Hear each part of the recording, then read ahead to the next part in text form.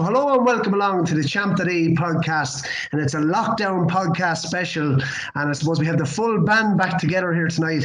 We have 6 voices in the house, so we're going to have to, I suppose, move things on swiftly. First of all, lads, I hope you're all doing well. Difficult times at the moment, and I suppose Irish Racing Thomas took a big hit this week. Tonight, I suppose, we represent Colm Finlay from the bookmaking side of things, Thomas Coyle, trainer from Batterstown, County Meath, Jason Kiely, of course, from France as well, racing journalist Ronan Groome, and blogger Andrew Blair White as well. So I suppose, lads, first of all, how is the self-isolation going? Thomas, I know you put away half of a cow there before you come on. You were sending pictures to the WhatsApp group. I suppose, how has isolation been for you over the last couple of days? I'm kept well fed anyway. Yeah, look, it's grand. Hasn't really. We're still working away like normal, to be fair. A few horses are going out all right, but on a day-to-day basis, things are normal. Just no racing, unfortunately, to work to. So, but on a day-to-day basis, we're still it's normal away as we go. Yeah, I suppose we'll come on to, I suppose, your routine and that a little bit later on. But I suppose from my own point of view, I suppose the quality of Italian meals, lads, has been top notch. You've been getting a couple of pictures into the WhatsApp group.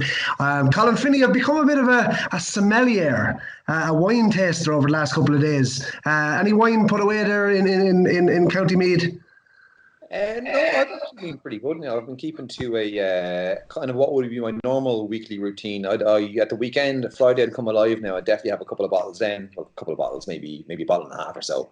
But now Monday to Friday, I am keeping it clean. And to be honest with you, has the weather been spectacular? Like since this whole lock-in period has started, the weather's been beautiful, and I've just been getting out for nice morning strolls, and it's isolation aside, it's been all right now. But now tomorrow evening, I'll definitely be down to Super Value. I'll make a beeline for the Jack's Roll, fight off a couple of locals there first, and then I'll get some wine in after that, and hopefully I'll make it to the check-in all right. Well, I stepped up my preparation for Mark Raisin in late July with a beach gallop there today. Listen to the good old Danoli, Richie Kavanagh in the background. Lads, listen, we'll move on. Ronan Groome must come to you, actually. Sad news for the Racing Post. 1979, I think, was founded. Am I right in saying that? And I suppose over the news came yesterday that it's not going to obviously be publishing for the foreseeable future. And you spent some time there. From your own point of view with the Irish field as well, I suppose, how's things been going? Have you been working from home, or how's things been? Yeah. Firstly, very sad to hear that about the Racing Post. As I said, I worked over there for 4 years. Great guys over there, really good team, and that was very sad to hear that. I know I work for the Irish Field now, and people probably see us as competitors, but it's not really like that at all. We're all everyone knows everyone in the media game, and you don't like to see that. And yeah, I suppose from our point of view, we're all working from home. I've been working from home for the last 2 weeks, and we're a bit different than the Post, as in we're probably not as reliant as much on racing and betting from that side. So yeah, we're full steam ahead. We're out this Saturday again with a decent paper, lots of features, lots of reaction to Cheltenham stories again, and other things in coronavirus latest. So, and we'll be going again next week. So I suppose the message from us is we'll keep going, and we're coming out every Saturday for the foreseeable. So yeah, it's good to be involved. Have to keep the show on the road, but Colm, 8 points to play leader, and there might not be another 8 points to play. We don't know how it's going to develop, whether Punchestown comes back or not. But I suppose bookmakers will be particularly affected. We'll come on to that a little bit later. But I suppose how long have your doors been shut, or what's the feeling amongst bookmakers? Well, I closed on the 18th of March. I closed 2 shops on the 18th of March, and I had 1 shop kind of on an invite-only basis there up until Leo's announcement there a couple of nights back that all non-essential businesses had to close. So yeah, look, I'm closed now. And look, if you ask me my bookmaking mind, I'd say you're probably even money to be open or closed again come the 1st of June. Like if you offer me the 1st of June right now, Barry, I'd bite your arm off for it. I'm quite worried, but no, I've got my house into order fairly quickly now. Look, in terms of all of my outgoings, the first thing, get onto all the landlords, and in fairness to SAS and TRP, the 2 main media rights providers to us bookmakers, they've been playing ball as well. They've got a communications out pretty quick to us retail bookmakers. Say, you know what, look here, there'll be no billing coming in for April or any months going forward, so long as this thing is down. So look, I'm okay. I can weather. Well, listen, Colm, we'll come on to maybe, of course, maybe some of the ramifications of this later on in the podcast. Just I hope yourself and Sadie have been well isolated and keeping wrapped up, I suppose, during this time. Andrew Blair White, you finished the season in style, of course, at Clonmel the other day. 5 winners from 7. Apart from that, I suppose, hope you've been keeping locked up. Plenty of cricket videos watched, I presume. Yeah, exactly. Not exactly the right time of the year for things to be going the way they are, but there's nothing really anyone can do. The week or so of lockdown racing in Ireland at least gave us a little bit of a taster of something to go out on, and it was good to get a few winners on Tuesday, which will fill the coffers for a few months of non-betting.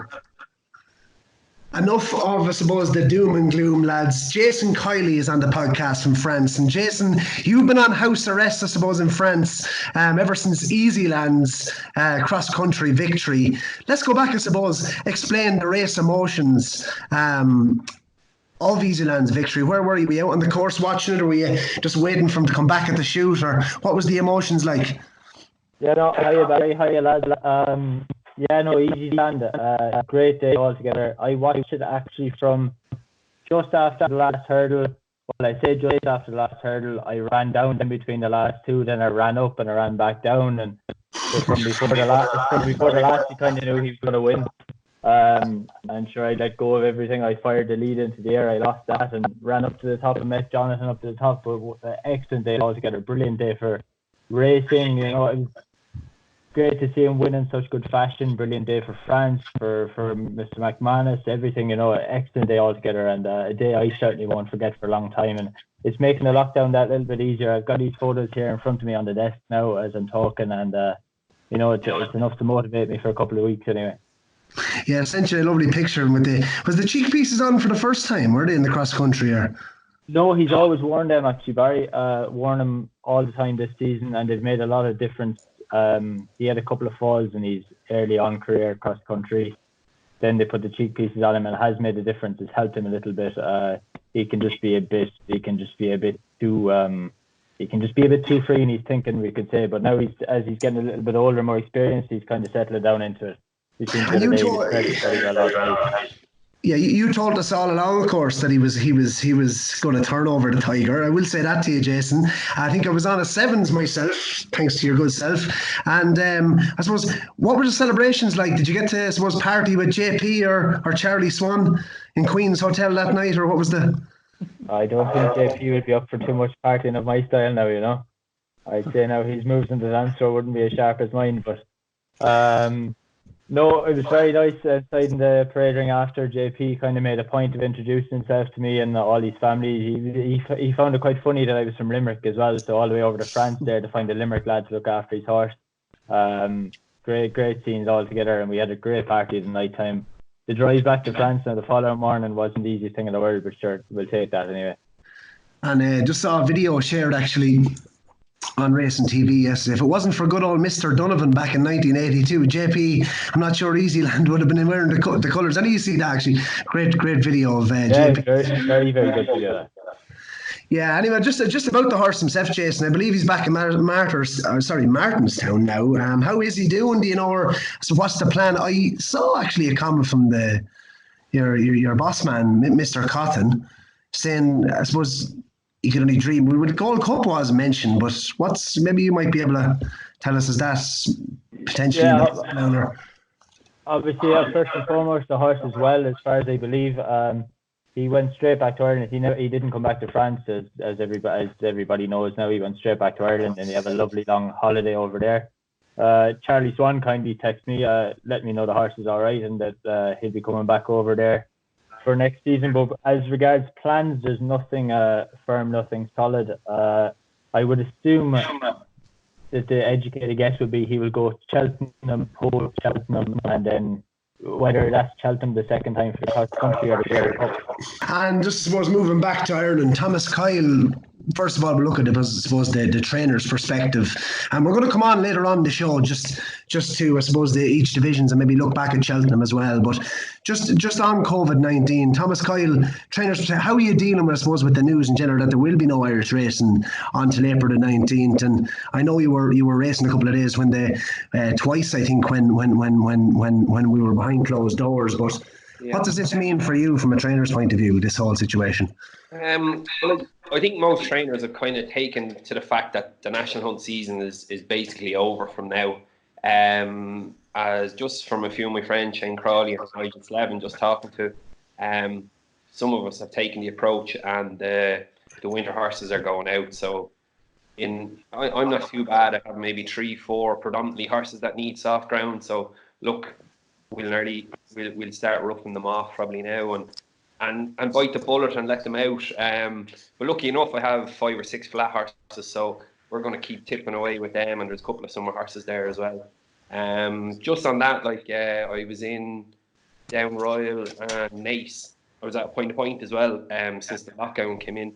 And to be fair, everybody was doing everything as good as they could. There was gloves, sanitizer, there was everything there provided. It's just a pity. I think, to be fair, everyone had rode in and was doing everything right. It's just a pity it did have to come to lockdown. But look, in all fairness, when everyone else has to stop, it's probably right as well. And hopefully we can get control over this in the next coming weeks and stop the spike. And look, hopefully we can be back in, realistically, just looking at it, I'd say if we're back in 6 weeks, we'd probably be doing well. But hopefully, look, we can bite the bullet for that long and go from there, hopefully. I suppose the obvious concerns from a trainer point of view, immediate and long term, what are they, Thomas, with this situation? Yeah, well, I suppose for bigger trainers, bigger owners, I suppose staff, wages is the big thing for people. It's employment in the industry. Lucky enough, I'm not too bad because my father is kind of myself and the father and the cousin. It's kind of more of a family run thing here, so I'm not too bad. But I think the likes of Gordon Elliott, Willie Mullins is with massive big staff, and it's hard to know how long they're going to keep them horses in for. So it's staff and that, but hopefully we can get the thing back going as soon as we can, and everyone will be back to normal, and hopefully everyone can start gearing horses back for Galway and things like that. Yeah, just interesting, just from your point of view, that you said a lot of trainers have written off the more or less written off Punchestown then, so it is looking towards the flat and Galway, as you said, and what's that? I definitely can't see the likes of Punchestown because it's such a it's more for the crowd. It's more of a meeting people and a festival like that. I can't see them holding a festival like that behind doors because, well, one, for the area, the money that's going to be down and things like that. So it's going to be, I think it's going to be very, very hard for them to try and get Punchestown on the show. There's a lot of sponsorship put into it, and people aren't going to like to be putting sponsorship into races when they can't bring their friends and have a crowd in the tent and things like that. It's more of a social event the last week. You can see it'd be very difficult to be holding it behind closed doors, I think. Okay, yeah, fair enough. Colm, as I said, we said we come on to, I suppose, the ramifications for bookmakers, loss of retail staff. Maybe won't be seen so much by yourself from BetXS, which is a lot of your shops are self-service shops, and obviously they're closed for business, which is a concern. But in general terms, I suppose, what are the ramifications for bookmakers at this time, and I suppose as a result of this closure? Yeah, well, because similar to what Thomas was mentioning even in his yard there, the majority, well, sorry, not the majority, but if you were to look at the accounts of a bookmaker, a retail bookmaker at the end of the year, about 45% of his annual costs are going to be labour costs. So you'd probably be spending about 100 grand per annum on, say, 4 labour units. The chief concern right now is that, as according to labour laws in Ireland, if you don't give your staff members work over a 4-week period, they can then seek redundancy from the company. So if all these companies were not able to provide labour, Boyle Sports, whatever, their staff, theoretically, as according to current labour laws, could all seek redundancy off Boyle Sports. Now, in a lot of instances, staff they might be of an age profile where they'd be kind of, I'm happy to sit here and wait for this to come back and I'll go back to work again. But if you're 55, 60 years old and you've been working for the likes of Boyles and these companies for 20, 25 years, it'd be a nice little kind of payday into the sun, which a lot of people could be tempted to take. So I know there was representatives from Retail Ireland there making submissions to the government saying, here, look, this needs to be tackled right now, because if there's a flood of redundancies, it's not the lack of business, it's the redundancy and the cost of redundancies that could sink a lot of bookmakers here in Ireland. The one thing that's happened, obviously, over the last few years or so is that there's been a lot of consolidation. Boyles have been like a Dyson Hoover sucking up independent left, right, and centre. So I imagine they've got. I don't want to speculate too much. Yeah. They've got deep enough pockets. I gather they've been out there speaking to their landlords and all the relevant people that they will be on their cost side. And there's been, in fairness to people, unlike in 2008 when we had the last recession, where it was a different animal then. I think we're all caught offside, and people made various bad financial decisions. So when you went to seek a landlord to get rent lowered or whatever, those conversations were much harder. I'm finding that there is a lot of people are receptive to, you know what, we all have to row in here. When I ring landlords, it's like, Colm, no problems. Don't send me over a cent until you're back up and running again there. Like I said, at SAS with TRP, staff aren't an issue for me. I'm the only employee of my company. But it'll just be a case of how the bigger guys fare. It's unique, as Thomas said. It's actually the smaller guys that have the dynamism and the flexibility to weather these kind of storms. And if you're big or larger, these things are a bit more of a headache for you. So if you're small fish and you're small fry, maybe you might have a chance of surviving a storm a bit better. It's interesting, Thomas was saying just about the bigger trainers as well. It seems to be mirroring that.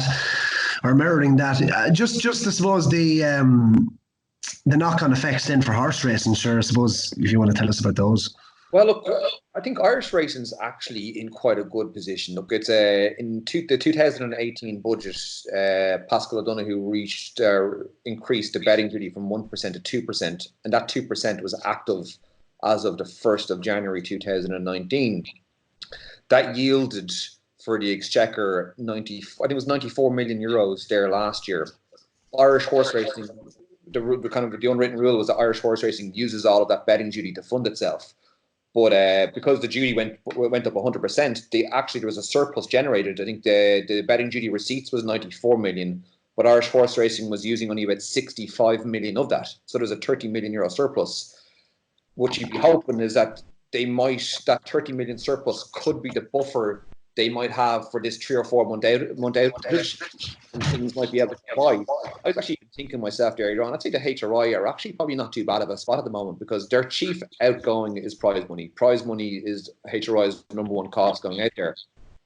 While bookmakers are definitely quieter, they're still getting 2% of all those poker bets, all those casino bets that are taking place on paddypower.com, on boylesports.com every night. So they would have a certain level of income is going ahead, while their number one outgoing is not active. So I think Irish horse racing is not so bad. I definitely would be much more concerned for the UK horse racing. There's a lot more between bookmakers turnover, bookmakers profitability. The horse racing betting levy board gets a percentage of the gross profits off horse racing to fund itself. All of that stopped. Even if you might remember, I think Ronan might remember this as well, last year, at one point in time, there was a boycott of ARC racing tracks. The likes of Suddle and these tracks were being abandoned because the prize money was not going on. So the industry had some major challenges as it was. Reduction of FOBT stakes, 2% duty in Ireland.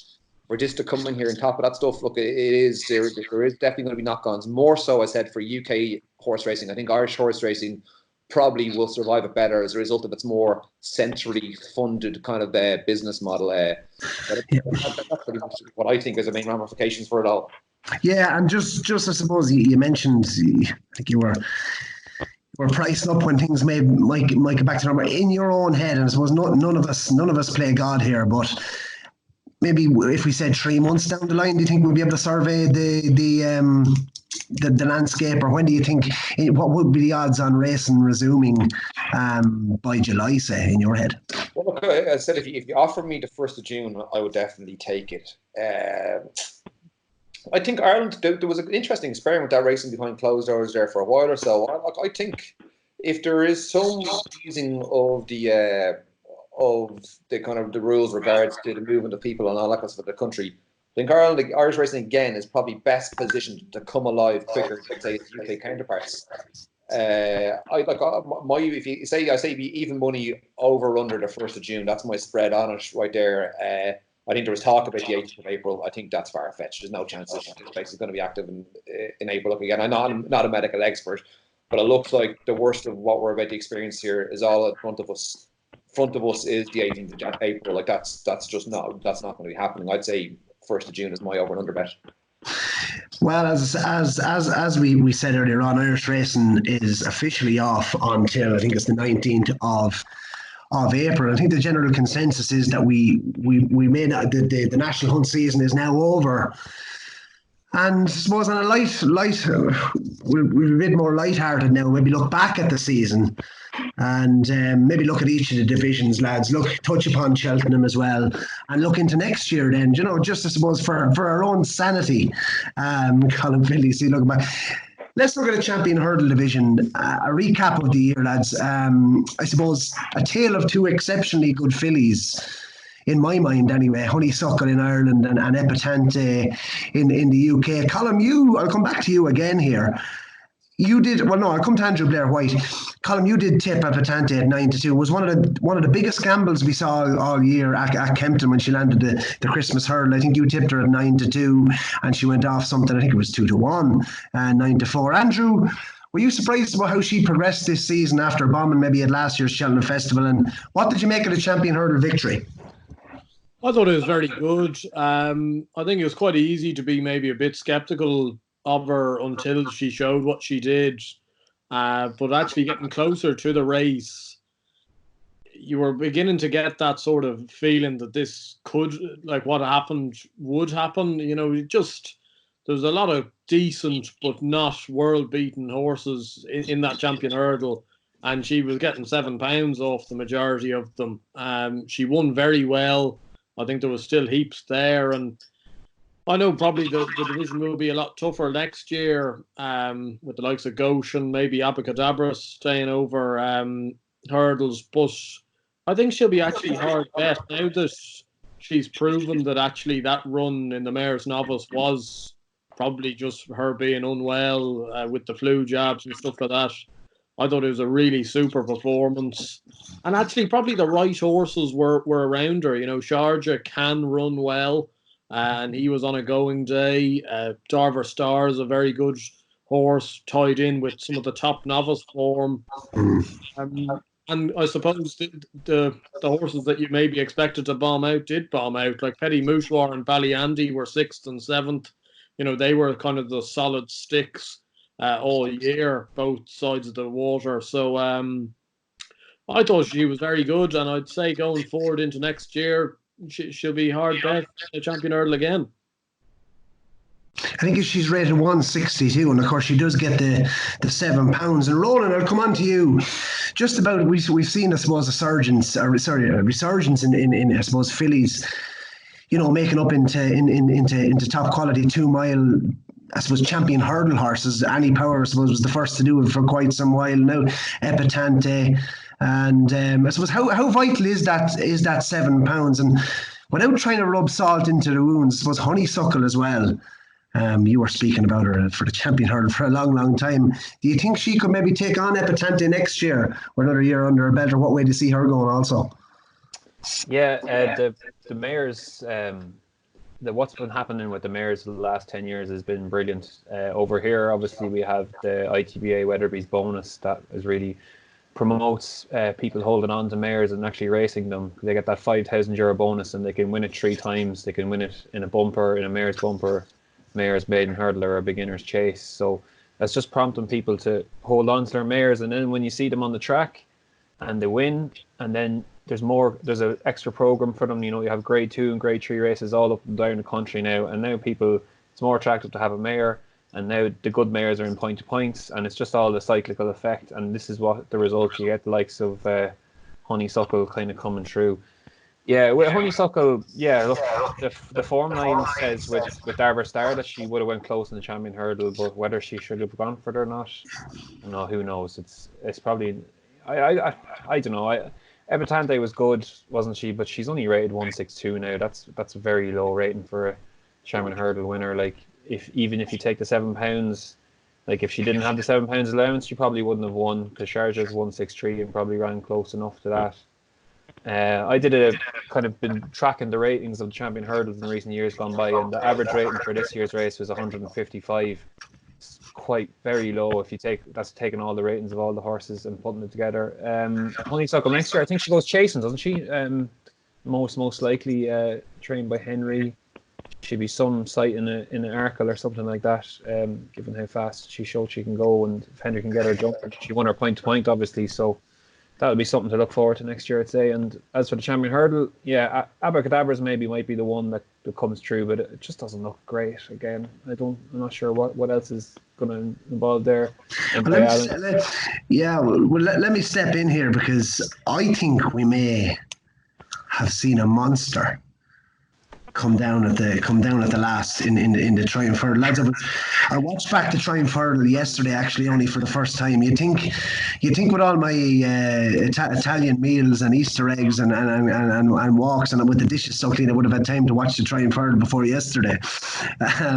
But lads, I thought Goshan, I mean, he travelled so hard. Like Jamie Moore, the whole way down the back. I mean, I actually don't even know what the commentator was watching, because he said once or twice down the back, Goshen just niggled along for a stride. I don't know what he was watching, because the horse was hard on the steel the whole way down. I just think he's an absolute monster. And next year, when the Moors get a good horse, we saw with Sire de Grugy as well. They can train one, that is for sure. And Brendan Duke, actually, on the Champ.ie Cheltenham preview night in Dundalk, actually did give Goshen a good talking up. Thomas, I'll actually come to you. What's your thoughts on I suppose the Champion Hurdle market next year, and do you think he could shape up into he's 6-1 now? I just think that's sheer value. He was 25-1, I believe, after the race. Look, he was probably going to be visually, if he got over the last, he was visually going to be the most impressive winner of the week. I don't know, Jamie Moore, I think, had a moment of madness. Like, how many big screens are surely up the straight in Cheltenham that he couldn't have a quick look behind his shoulder? Like, he must have known how quick he was going. Like, he must have known that it was going to take a good one to come try and get him. I just thought it was a moment of madness. Let the horse run it down, let him go in, but to kick him maybe 6-7 strides out and ask him for a big one down to the last one. Now have like a ton of Sunday. Complete madness. And people give out about Ruby Walsh and Annie Power and Benny Tijoux. I couldn't forgive Jamie Moore. No way. No, I didn't have him backed or anything, but I could not. I couldn't have any of that. And he was going out. He was out of the saddle before the shoes got caught or any of that crack. And he was going. See, like, what goes through his mind, actually? Like, you rode in on the track, Thomas, and Jason as well. Like, what is it? Just adrenaline? Is it that when he was tanking absolutely?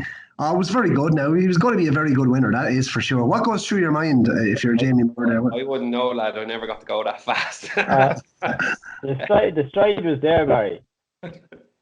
Yeah, right. Thomas is going to bring me down to Batterstown. I've rethought my whole life now since lockdown, and we've been discussing this, and I just think, do what makes you happy. I think I need to get myself up on a horse now before the end of the year, and I could be riding out most morning for Thomas now. They'll be very fit when you get off them, Barry. Yeah, I tell you, imagine getting them well handicapped then. Yeah. No, but just on another thing, I think Abracadabras could be a real big life player in that. Like, the ground didn't suit him this year either. First day was soft. I think if next spring could be quick, like he travelled so well, and sure, I thought Davy probably done everything right. He was just unlucky that the other horse battled him out in the end, but travelled so well, jumped. He's a fair animal, lad. He's a fair horse. With another year on his back, he could be another each way player. I put him up last year for the Supreme, but I nearly put him up now for a Champion Hurdle. Fair enough, Thomas. Just on Shishkin, though, I think he reminds me so much of Altior, the way, he hit that flat spot. And there's a lot of debate, actually, with Shishkin next year, whether he's going to go up and trip over fences or maybe an Arkle. Personally, I could see him probably going the Arkle route. But, that's Shishkin. But, Abacadabras looks a fair one. I suppose the Stairs hurdle division. Andrew Blair White, I'm going to come to you on this because I've been mad to. I was tackled by you on numerous occasions for taking on Paisley Park. So I want to hear an explanation of why he was beaten. Mr. Blair White, please. Well, he had a fibrillating heart or something. Oh, had he? I didn't know, actually, yeah. He had abnormal heart rhythms after the race or something. That explains it. The type of person that was blaming Duvan for losing the champion chase, but he broke his pelvis half the way round or something like. But that race was not good. It was grand. Lisnagar, Oscar, and Ronald Pump and stuff like that. They're good horses, but they really shouldn't be coming first and second in a Stairs hurdle. I'd say probably the one that might go that route next year is Time Hill. I hear that Hobbs is keen to keep him over hurdles. Yeah. Like his horses ran stink all week, and yet he still ran a very good race in the Albert Bartlett. And it was actually a bit unlucky. Actually, one thing though about the Albert Bartlett that I couldn't understand. Now, maybe it's because I backed the horse coming second, but how does Paul Townend get a 4 or 5 day ban after the race for bad race riding, and there wasn't a steward's inquiry on the track? He wins a head or something, and then gets banned the day after, and there wasn't a steward's inquiry. Some performance as well, actually, by Monkfish. Like you talk about horses tanking, Goshen tanking. Monkfish had absolutely no right to finish in the first 5 the way he pulled going down. For a 3 mile, he's going to be some horse, I think, over fences. It's easy as well when you headbutt latest exhibition before the last. Like, yeah. You're yourself out, like. Yeah, but I think you have a point. Andrew. That seems like a cop-out kind of way of dealing with the situation, as to avoid controversy of doing the stewards. That didn't really make sense at all. Initially, I thought it was just a whip ban or something like that. No, it was because he interfered with latest exhibition and shut the door on Time Hill as well. Yeah, like careless riding or something. Initially, I thought it was, when I saw it ban, I thought, oh yeah, whip ban, and I can see why people can get annoyed about that sometimes when winners hold on to races. Because that's essentially, breaking the law as well. But yeah, that was baffling, actually. If you do cause interference like that, then you only win by a head. You probably should. It was gutting for Paul Nolan as well, because they had the 50,000 for the stable staff. Yeah. Be done out of a head, as I'd say there was some screaming the last from the back. That would have been this COVID-19. Wages for the next 3 months. But actually, just back to the Stairs hurdle, Roland, because Apple's Jade has been retired, and I think, did you mention she's going to Galilee? I don't know if that's true or false, but I think she was the key to this race, because she went off nearly like a Japanese kamikaze bomber just to take herself out and everyone else out with her. It was nearly like a 5 mile race by the end of it, with the pace that she went early on. And that's my theory. She went off like a champion hurdler, lads, in the 3 mile, on that ground as well. I thought that was the reason why you saw the likes of Lisnagar, Oscar, and Ronald Pump coming into it at the end. I mean, Andrew was right. How those horses are finishing 1, 2, and 3 is I thought that was maybe the reason for that. Listen, lads, we'll come on now to the champion chase market, which I had a couple of notes. Yeah, the champion chase division. I suppose, Andrew, back to you again on this one. Had to been the most disappointing thing for the whole of Cheltenham, Shacham Poursois. I'd say you were halfway through a hog roast. Were you outside the CU Den bar when the news broke? Yeah. It was awfully disappointing. Obviously, Tefi Desoy didn't run any race, and the other two were withdrawn. The the day before and the day of. It's quite reminiscent of the Champion Hurdle last year, where everyone bigged it up as being such a great race, and then all three kind of didn't turn up. I'd say Mullins was fuming because like it would have been, now in the end it worked out grand that Min won the Ryanair, but like the 1 year Min would have won the Champion Chase was this year. So I'd say at the end of Wednesday, especially given his first 2 days didn't go to plan, he was probably questioning a few things. But look, Polizalog, again, a bit like Lisnagar Oscar, I suppose he's maybe a bit below that. You know, he shouldn't really be winning a Champion Chase, but not dissimilar to when Special Tiara won the race. You know, you can't begrudge a horse that runs so consistently well, and I was only beaten, I think, a length and a half in the race last year. So he turns it on at Cheltenham. You know, John Hales has been a very good servant to the game, and you know, he probably, a horse like Polizalog deserved a day in the sun like he had. Yeah, I hope the hog roast was nice. Yeah, it was. Hey, listen, come here anyway. Thomas, you spoke with John Hales, Andrew. Thomas, you put up dynamite dollars each way on the Champ.ie Cheltenham preview night in Dundalk, and I thought he was the one probably to take out of the race. He was obviously Cobden's choice. It was only his second run, I think, after 362 days off or something like that. But he made a mistake, Thomas, 3 out.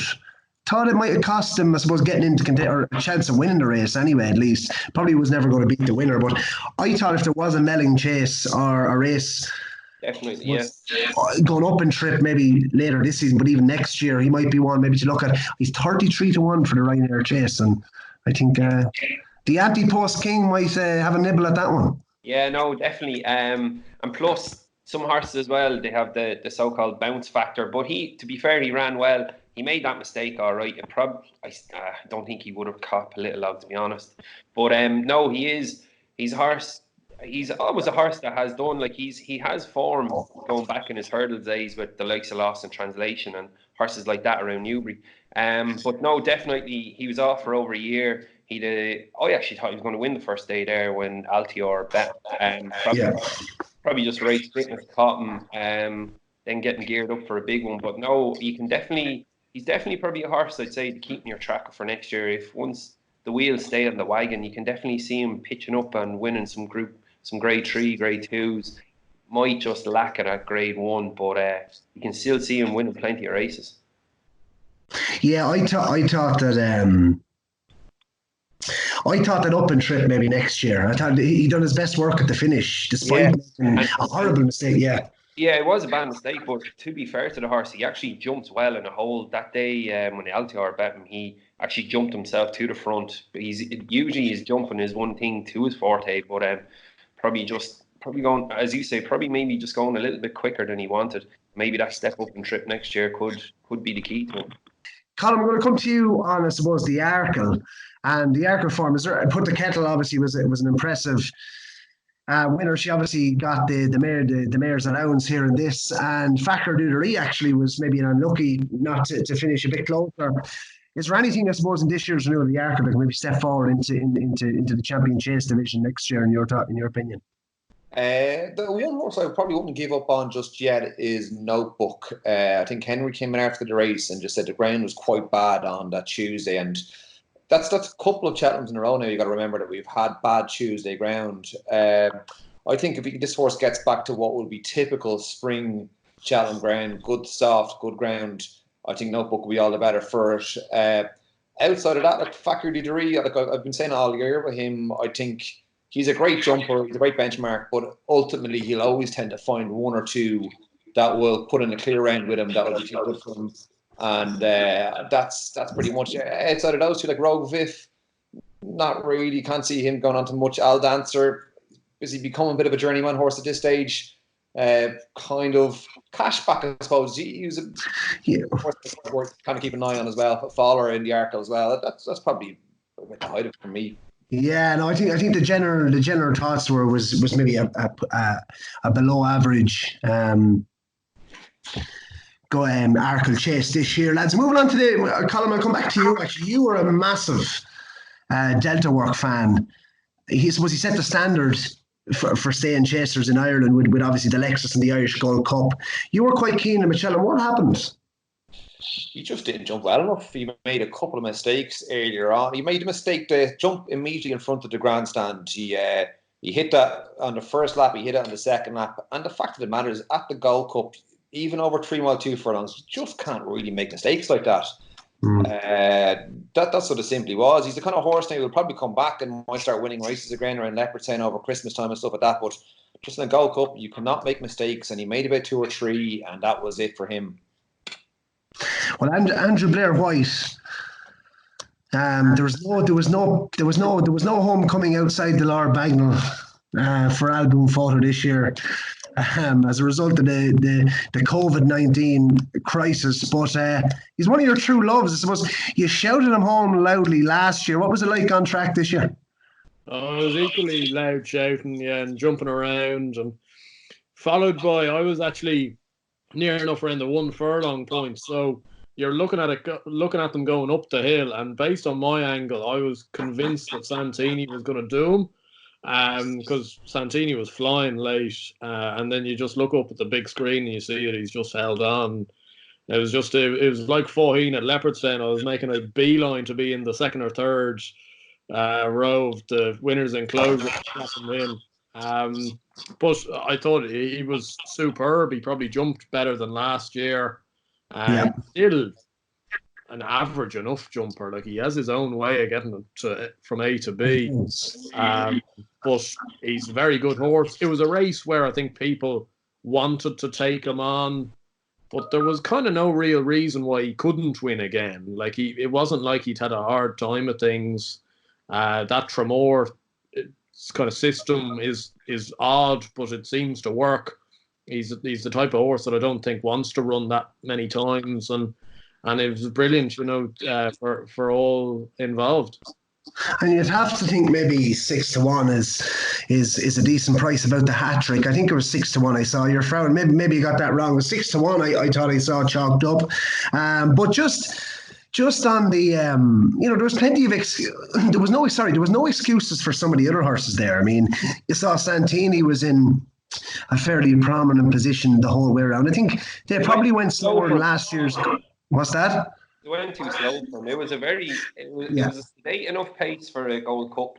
Like, when you see how many of them were still in with a chance turning in, and that's probably what. Like, Delta Work probably should have been able to get back in, I think, Colm, because they hadn't gone that quick. Like, I know the mistake past the stands, was a decent mistake, but they hadn't gone absolutely flying for me. So he should have been able to recompose himself and get himself back into it. I was disappointed with him. I did fancy him. I thought he was very disappointing now. Even with, like, it was an early mistake, but they hadn't got the cutthroat pace of last year, like Native River going off in front.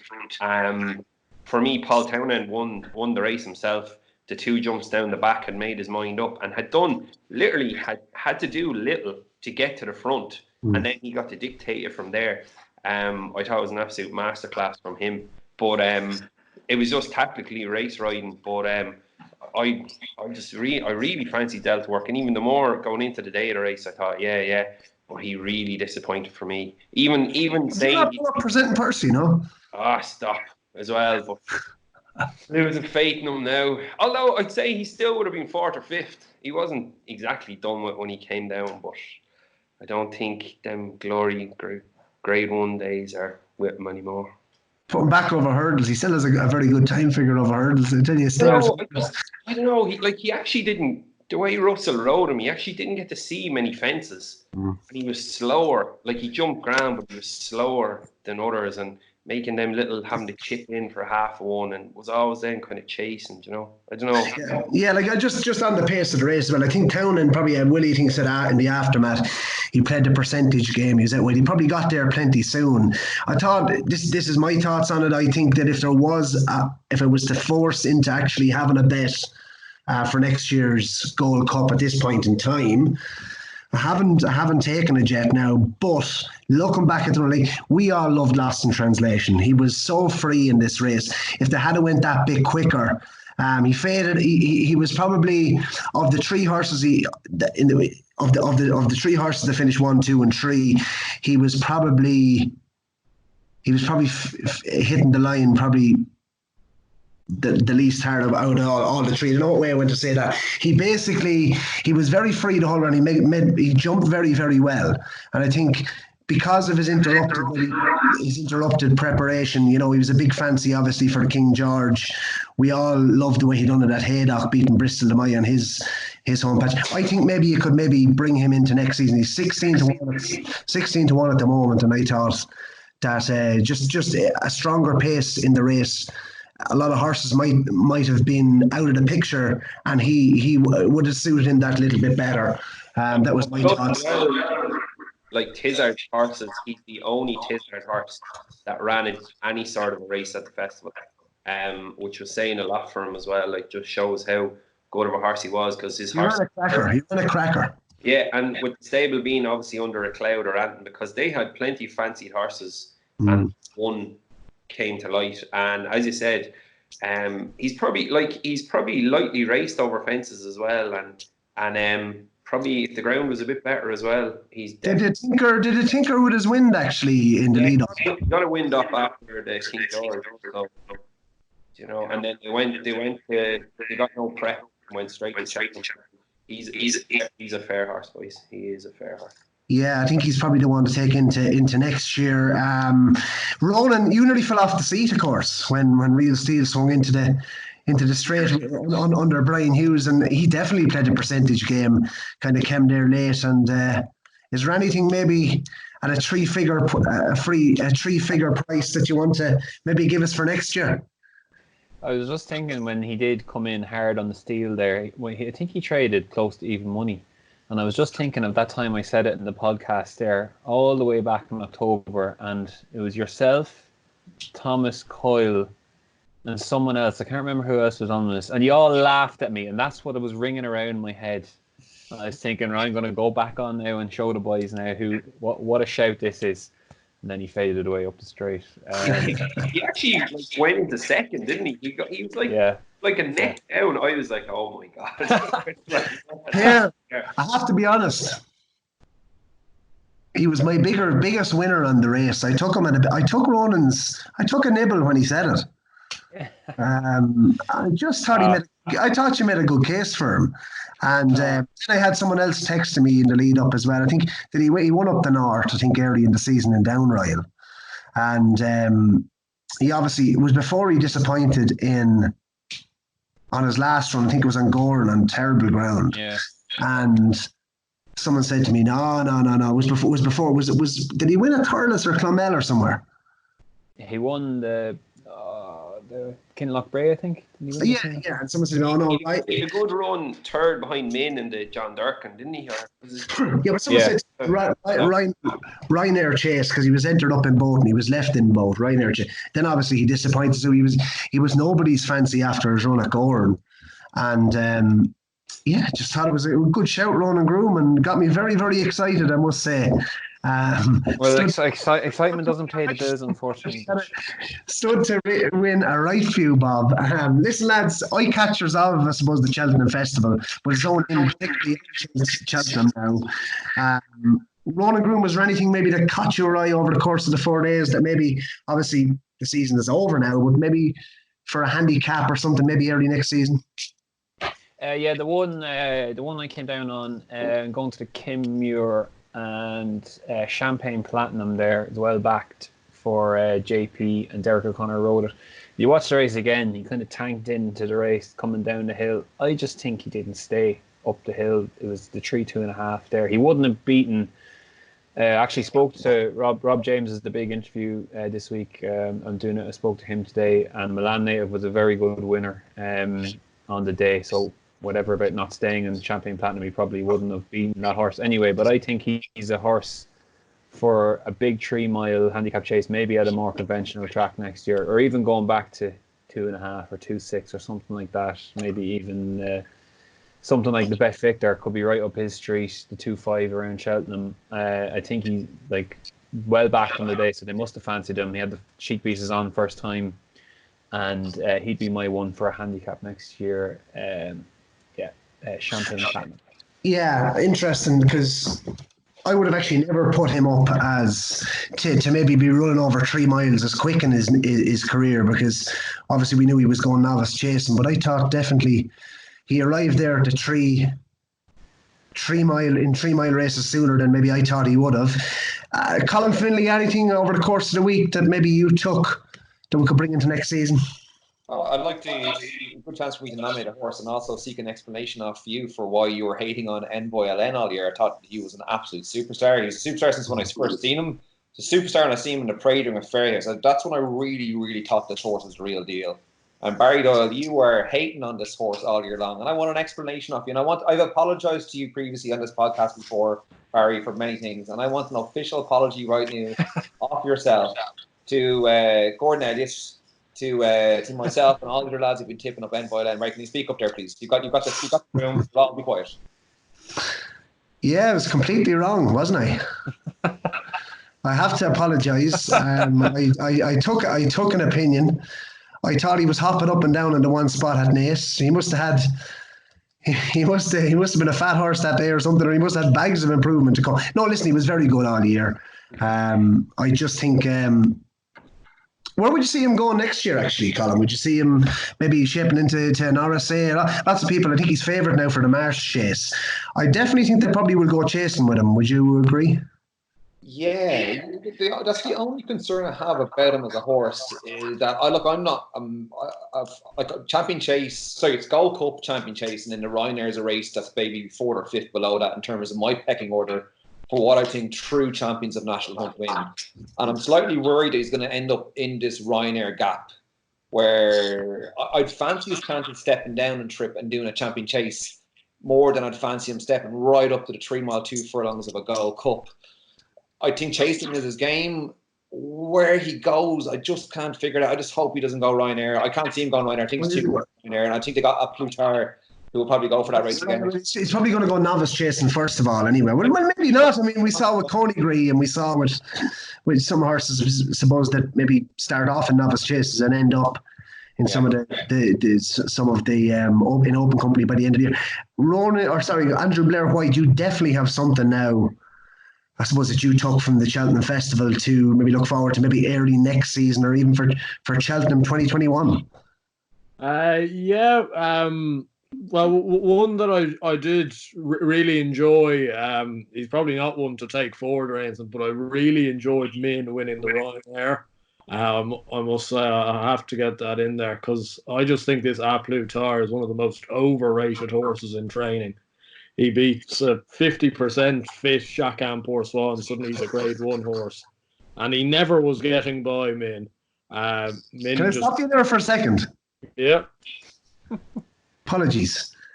You were in full flow there, Andrew Blair White. I saw someone today trying to make a case for him for the Queen Mother Champion Chase next year.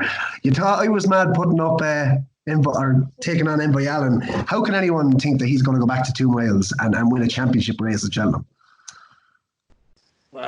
I'd say the only reason for that is because the Champion Chase looks so bad. Like, the Arca was rubbish. Anyway, I'll let you continue. Yeah, so that was just a personal favourite of mine, because I do really like Min. One I'd actually put up for the Bet Victor there in November is a horse called Grenadine for Paul Nicholls. Didn't think he got one of the greatest rides from Harry Cobden in the Grand Annual. Got stuck behind a wall of horses turning in, and Davy Russell swooped on the outside on Chosen Mate. Now, Chosen Mate looked a complete handicap blot. Gordon's done a decent enough job of hiding his ability before that race. But Grenadine jumped quite well. I think a step up to trip in 2.5 miles, make plenty of use of his jumping. That would be one I'd have early next season. Thomas Coyle, will Diali be running the county hurdle this time next year? Well, with a statement you're going to make later on, it could be possible. Go on. No, just back on this year. One horse that I not handicapper, but Fairly Hollow is going to win the Supreme for me. I thought I fancied him big time for the bumper, had him backed. But from the first day when he got bet in Fairyhouse and he pulled so hard and still got there, and I was like, that must be some horse. They can just control this. For a horse involved in the champion bumper, stone last, and win the way he did, he has to be a fair tool. Hopefully, somewhere out, get his own head right on that. But I'd say he's probably favourite for it, is he? I'd imagine. But he's going to take some whacking in that if he's in the same form as he is this year. Just on the handicap lot, I think a couple of years were on it. That Theatre of War as well. He was fancy for the Boodles. He was last going past the stands as well. He didn't exactly jump the greatest, and he walked through the second last. It probably cost him a place. He wasn't beaten that far. But I just thought from position where he was, he probably didn't run too bad to finish 6th or 7th. There's probably a decent handicap in him next year. Well, you've teed me up nicely, Thomas Coyle, because I actually did watch back the Boodles. I'd say probably the most times that I've watched it, because I was actually particularly interested in Theatre of War, because we were on him, obviously. But the one that I'm going to put up now for early next year, and of course, you all know about Harambe. Andrew Blair White, you know about that? Oh, yeah. Anyway, everyone knows about that one. The Greywood Hurdle, right, is obviously early next season at Cheltenham is November. And the horse that finished second in the Boodles behind Aramax, go back and watch him turning in, lads. He was blocked twice, travelling absolute dream. Listen, he's lightly raced. The horse is called Night Edition for David Pipe, who likes a winner at the November meeting. And I just think he's gone up £4. He's gone up to 137 now. And I just thought he was the horse to take out a race. If he hadn't got blocked turning in, I think he was coming. It was actually Theatre War that blocked him on his wide outside. He had to turn back in, but coming down to the last, he looked like the winner. And I'd say that probably just cost him. He went one or two mistakes in the race throughout as well. And I just thought maybe he was the one to take out of the race. As I say, lightly raced over hurdles with the Pipes, who obviously like a good handicap plot, and he's by the same sire as Goshen authorised. So I think he is a nice horse. To say like 137. He might be well in off that mark. And Aramax, I thought, was a good winner in his own right.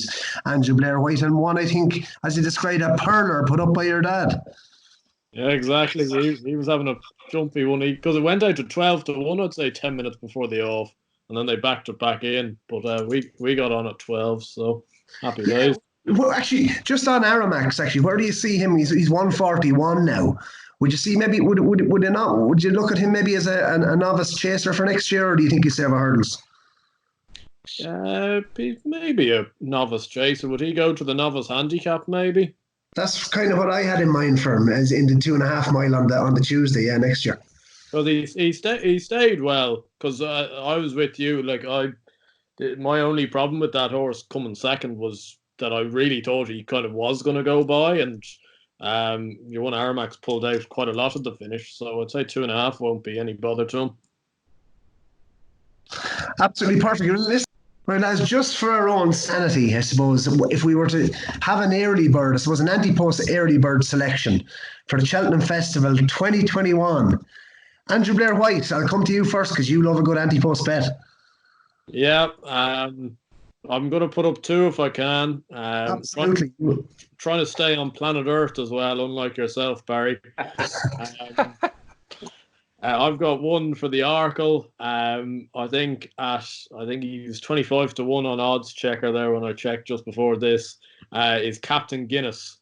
I think De Bromhead has shown with Notebook this year he can turn pretty average novice hurdlers into good novice chasers. I assume Honeysuckles will go chasing, but I can't see her running in the Arkle. I'd say she'd be a Marsh or maybe even an RSA horse. So I'd say Captain Guinness will be their Arkle horse. I think he would have come maybe 3rd or 4th in the Supreme. I think he was still full of running. Now, he probably wouldn't have gotten near the front two, but he would have been in with Chantry House and Asterion Forlange in kind of that line. And as I say, just with the way Henry manages to get his horses to improve for novice chasing, I'd be very interested in him. And one of my old favourites, I said it on the podcast that I'd back him for the Ryanair if he did win, and he did win. So I'm going to put up Simply the Bets at 25 for the Ryanair. He won the Brown Advisory, whatever it's called.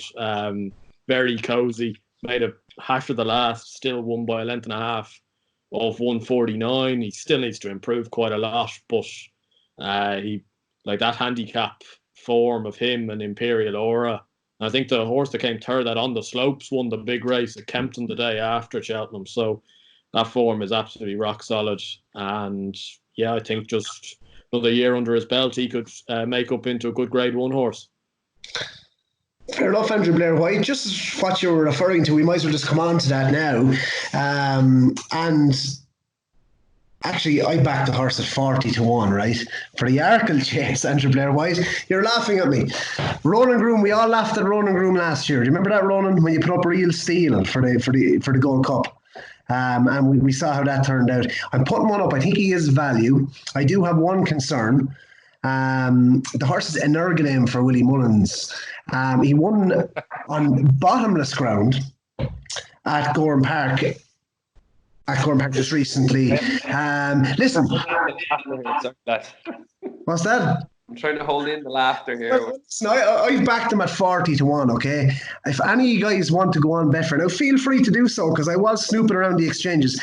Request that you can lay the horse and actually slip it in at whatever price. I'll take it, lads. Because all I've got is 40-1, and I'm just waiting for him to be put in there, and I will get him at triple figure odds. You wanted to lay him at 4,000-1 to me, Andrew Blair. This is a good horse, lads. Came from Tom Lacey's.